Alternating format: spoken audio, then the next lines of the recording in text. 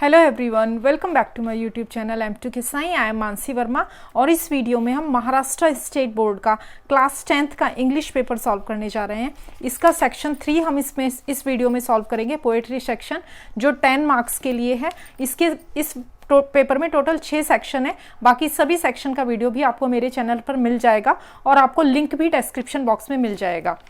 इस पेपर का set number है N672 और ये 19 मार्च 2022 की डेट में हेल्ड हुआ है, 19 मार्च 2022। तो चलिए पोएट्री सेक्शन के सॉल्यूशंस देखते हैं। Section 3 poetry section, question 3rd A, read the following stanzas and do the activities. ये 5 मार्क्स के लिए है। ये जो नीचे एक पोएट्री का स्टेंजा आपको दिया हुआ है, इसको पढ़ना है आपको और इस स्टेंजा के बेसिस पे आपको आंसर्स फाइंड आउट करने हैं। तो पहला क्वेश्चन देखते हैं। Choose the correct alternative and complete the sentence. The poet suggest to listen to. तो आपको 2 ऑप्शंस दिए गए हैं, इसमें से जो ऑल्टरनेटिव आपको करेक्ट ऑल्टरनेटिव है वो आपको यहाँ पे लगाना है। तो ये आपको कहाँ से मिलेगा? The poet suggest to listen to the sounds of animal और द साउंड्स ऑफ लाइफ। तो इसमें से कौन सा करेक्ट है आपको ये स्टोरी में, इसमें देखते हैं पोएट्री में। ये देखिए, if you do not listen to the sounds of life, यानी कि पोएट क्या किस चीज़ के बारे में सजेस्ट कर रहा है, क्या सुनने के लिए सजेस्ट कर रहा है? Sounds of life. तो इसका पहले वाले का करेक्ट ऑप्शन क्या है?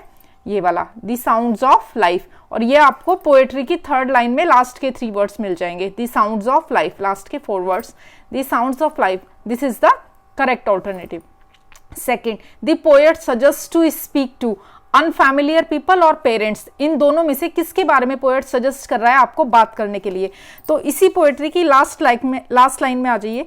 You do not speak to those you don't, और you do not speak to those you don't know, you start dying slowly. Means poet कह रहा है do not speak, you do not speak, क्या आप उन लोगों से बात नहीं करते जिन्हें आप नहीं जानते? मीन्स वो अजनबियों से बात करने के लिए बोल रहा है। यू डोंट नो, जिन्हें आप नहीं जानते। तो यहाँ पर करेक्ट ऑप्शन क्या है आपका? अनफैमिलियर पीपल, यानी कि अपने पेरेंट्स से तो हर कोई बात करता है।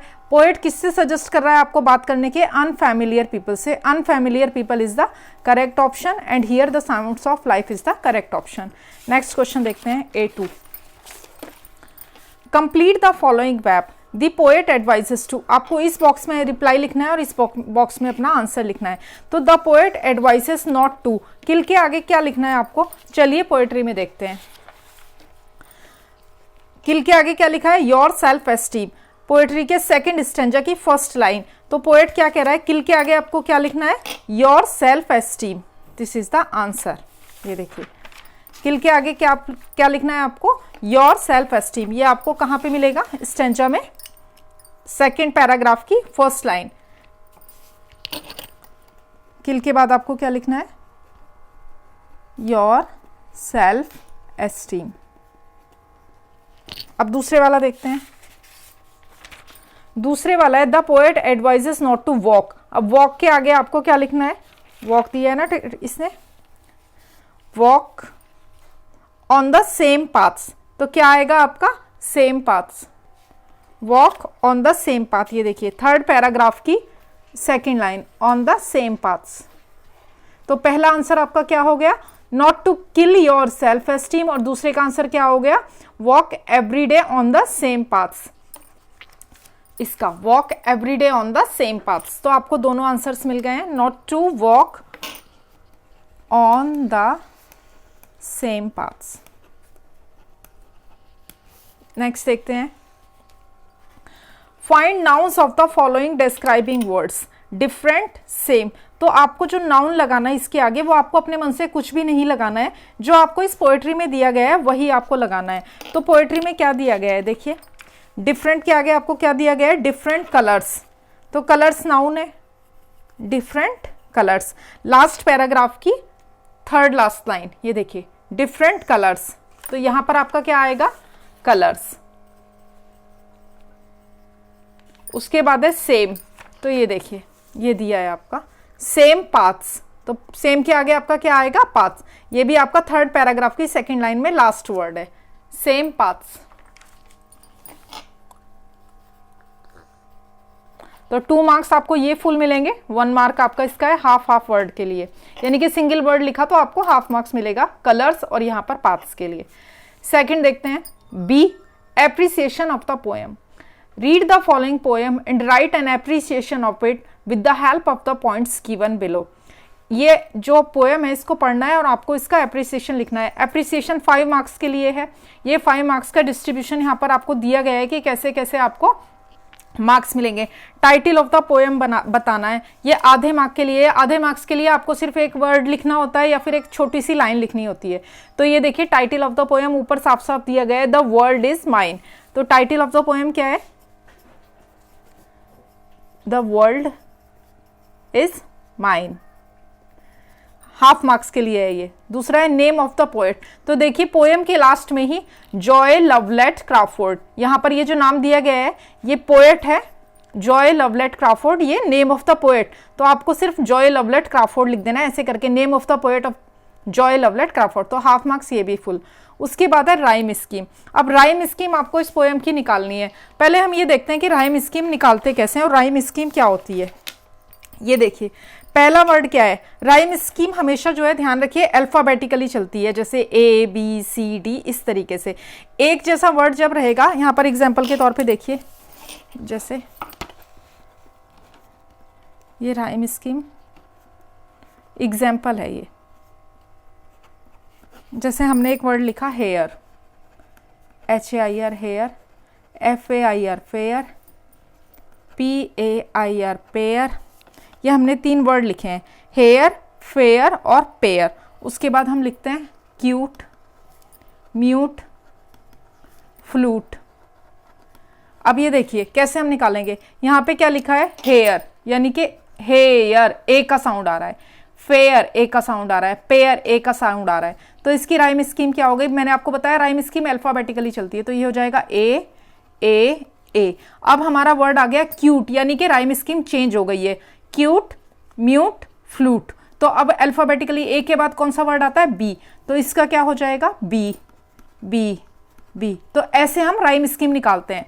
तो A A A B B B, ये मैंने एग्जाम्पल के तौर पे बताया है आपको। अब हम देखते हैं आपकी पोएट्री का कि कैसे हम निकालते हैं। पहला वर्ड क्या लिखा है? Hair, fair. ए की साउंड आ रही है, हेयर, फेयर। तो पहली क्या हो गई आपकी? ए ए। दूसरी देखिए आयल, आइल, स्माइल। आइल स्माइल, यानी कि आपका साउंड चेंज हो गया, तो क्या हो गया आपका? B B. अब इस यहां पर देखते हैं, पहला ही पैराग्राफ चल रहा है अभी आपका, वाइन, माइन। फिर आपकी राइम स्कीम चेंज हो गई है, फिर आपका साउंड चेंज हो गया है। यहां पर आयल स्माइल था, आइल स्माइल, बी बी। अब यहां पर आ गया आपका सी सी, आपका साउंड चेंज हो गया। तो इसकी राइम स्कीम क्या हो गई है? ए ए बी बी सी सी। हमने फर्स्ट पैराग्राफ पूरा कवर किया है, ए ए बी बी सी सी।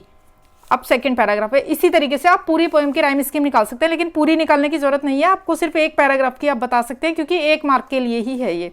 अब आते हैं फिगर ऑफ स्पीच की। तो इस पोएम में बहुत सारे फिगर ऑफ स्पीच हुए हैं, लेकिन जैसे देखिए आप ओ गॉड बहुत बार यूज हुआ है, और ओ गॉड का जब आप अलग से लिखते हैं तो हमेशा ऐसे एपोस्ट्रॉफी वाला साइन देते हैं, ओ गॉड ऐसे करके, ओ गॉड। तो आप एक फिगर ऑफ स्पीच लिख सकते हैं एपोस्ट्रॉफी। मैं इधर पेपर पे लिख देती हूँ, APOSTROPHE, एपोस्ट्रॉफी। अदरवाइज इसमें बहुत सारे यूज हुए हैं, हाइपरबोल। बट आपको सिर्फ 1 मार्क का क्वेश्चन है तो आप सिर्फ एक बता सकते हैं, आपको सारे बताने की जरूरत नहीं है, सारे बताने की जरूरत नहीं है, फिर भी मैं आपको दे देती हूँ। एक आपका इन्वर्जन है, और आपका इसमें और यूज हुआ है एलिटरेशन भी यूज हुआ है।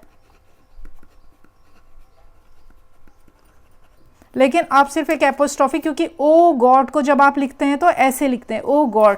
तो आप सिर्फ ओ गॉड, इसमें कई जगह आया है, तो आप सिर्फ एपोस्ट्रॉफी पे लिखे होंगे, या हाइपरबोल लिखे होंगे, या इन्वर्जन लिखे होंगे, या एलिट्रेशन लिखे होंगे, इनमें से कोई भी लिखे होंगे तो आपको फुल मार्क्स ही मिलने वाले हैं। इन्वर्जन है, एपोस्ट्रॉफी है, एलिट्रेशन है, हाइपरबोल है, इन चारों में से। और कुछ बच्चों ने लाइक वर्ड भी यूज हुआ है पोएम में, देखिए लाइक वर्ड भी यूज हुआ है, लाइक यू। और लाइक जहां पर भी आता है वहां पर सिमली यूज होता है। तो अगर कुछ बच्चों ने सिमली भी लिया है, क्योंकि सिमली जो है वो स्मॉल क्लासेस में, जो जूनियर क्लासेस है उनमें यूज होता है, और ये एपोस्ट्रॉफी, इन्वर्जन, एलिट्रेशन ये नहीं यूज होते कई बार। तो अगर सिमली भी लिखा होगा तो होपफुली आपको मार्क्स मिल सकते हैं। नेक्स्ट देखते हैं। तो आपका फिगर ऑफ स्पीच भी हो गया। अब थीम और सेंट्रल आइडिया क्या है इसका।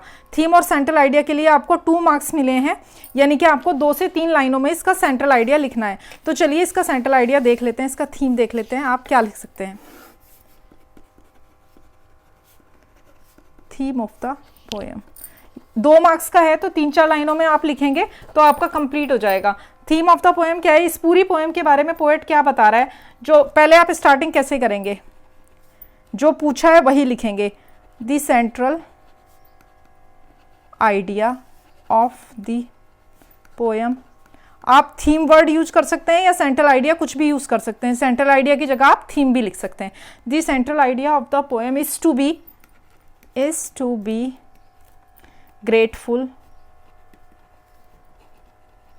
फॉर what we have, कि जो कुछ भी हमारे पास है हमें उसके बारे में थैंकफुल होना चाहिए। Instead of complaining about, COMPLAINING, instead of complaining about what we have, जो कुछ भी हमारे पास है उसमें हमेशा हमें खुश रहना चाहिए, भगवान का आभार व्यक्त करना चाहिए, न कि हमेशा शिकायत करनी चाहिए कि हमारे पास ये है ये नहीं। what we have and what we do not have, जो हमारे पास है उसकी और जो हमारे पास नहीं है उसके बारे में। we have all been blessed,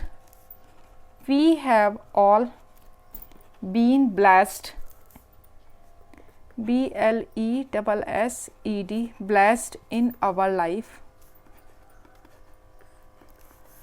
in our own way, life in our own way। हम सभी अपनी किसी ना किसी तरीके से अपनी लाइफ में हम सभी ब्लेस्ड हैं। So we should always thank God for it. So we should always thank to the God. बस इतना सा भी लिखेंगे तो हो जाएगा। इसको और छोटा आप कर सकते हैं, वी शुड, इतना भी लिखेंगे तो भी चलेगा। We must be always thankful to God. ये एंडिंग बताइए मैंने आपको 2 तरीके से कि लास्ट में आप ये भी लिख सकते हैं या फिर ये भी लिख सकते हैं। The central idea of the poem is to be grateful, GRATEFUL, for what we have instead of complaining about what we have and what we do not have. We have all been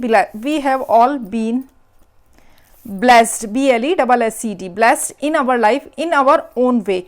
So we should always thank to the God. We must be always thankful to God। तो ये central idea और theme है इस poem का 2 number का। तो अगर आपने इतना भी लिखा होगा, इससे थोड़ा कम भी लिखा होगा तो भी आपको 2 मार्क्स फुल मिल जाएंगे। तो ये आपके 5 मार्क्स कंप्लीट हो गए। अब सेक्शन 4 है, इसको हम नेक्स्ट वीडियो में देखेंगे। सभी सेक्शंस आपको मेरे चैनल पर मिल जाएंगे। इस क्वेश्चन पेपर से रिलेटेड कोई भी आपकी क्वेरी हो, कोई कुछ भी आपको क्लियर नहीं हुआ हो तो आप मुझे कमेंट बॉक्स में लिख सकते हैं। मैं वापस से उसको समझा दूंगी आपको और दूसरे वीडियो में आपको क्लियर कर दूंगी कॉन्सेप्ट, अगर कुछ कहीं भी आपको कोई डाउट है। Thank you very much for watching. Please do like it and share it with your friends also. Thank you.